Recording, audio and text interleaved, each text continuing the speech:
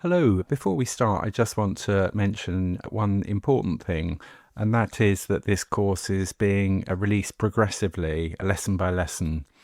So rather than waiting for years for a gigantic course to be finished before releasing anything, I've decided to publish sections continuously as they're completed. That means that you can start learning immediately and follow along as the course grows into a complete real-world AWS development platform. In many ways, I think this is a huge advantage. You get access to the material earlier, the course evolves continuously, and I can refine and improve sections based on student feedback over time. So think of this course as a large real-world software project under construction. So with that, hello and welcome to this course on AWS Serverless Web Development. This is a highly practical project-based course designed to give you the skills needed to build AWS solutions exactly the same way they're built in real-world corporate environments.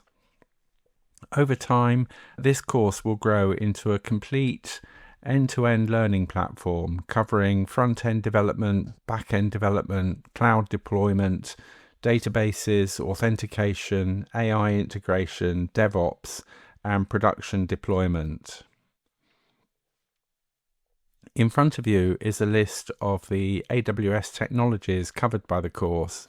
These are by far the most common services you're likely to encounter when building serverless systems on AWS. And as the course develops, we'll progressively add more and more services and more advanced architectural patterns.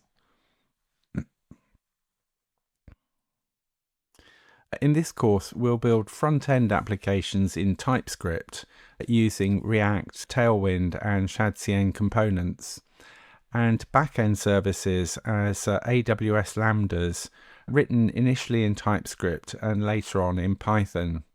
So the aim is not just to learn isolated technologies, but to understand how all the moving parts fit together into a complete production system. Now, everything we write will be deployed to AWS automatically with no typing or mouse clicks involved.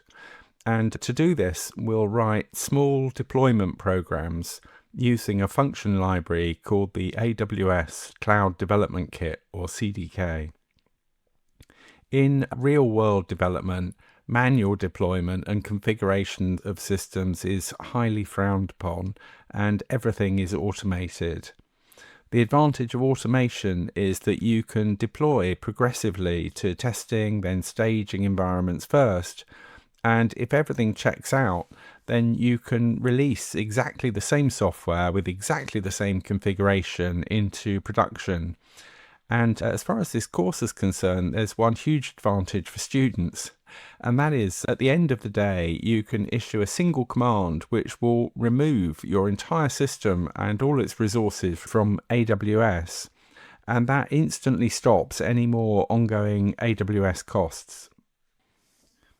So in a moment, we'll have a look at the portal for this course, which can be found at richardbraycourses.co.uk. This portal allows you to instantly jump to any lesson in any section of any course and watch it on YouTube. And it also provides direct links to the course source code. As new lessons are released, they'll automatically appear inside the portal.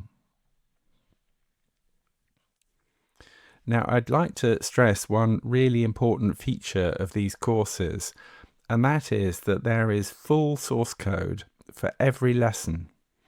And I'll demonstrate this to you shortly, but it's important to understand that you can jump in and do any lesson in any order.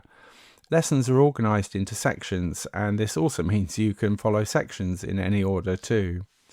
And this allows you to save huge amounts of time because you can skip anything you already know and just jump straight to the sections or lessons that interest you. Finally, if you're a complete beginner to programming, you should know that there is also a companion course designed specifically for you. It assumes absolutely no prior programming knowledge and introduces HTML, CSS, JavaScript, TypeScript, and React. Now, that course builds a complete React website, and that website becomes the starting point for this AWS course. And one of the first things we'll do in this course is we'll take that website and deploy it to AWS to make it a live public website. So with that, I'll bring this video to a close, and in the next one, we'll have a look at the portal.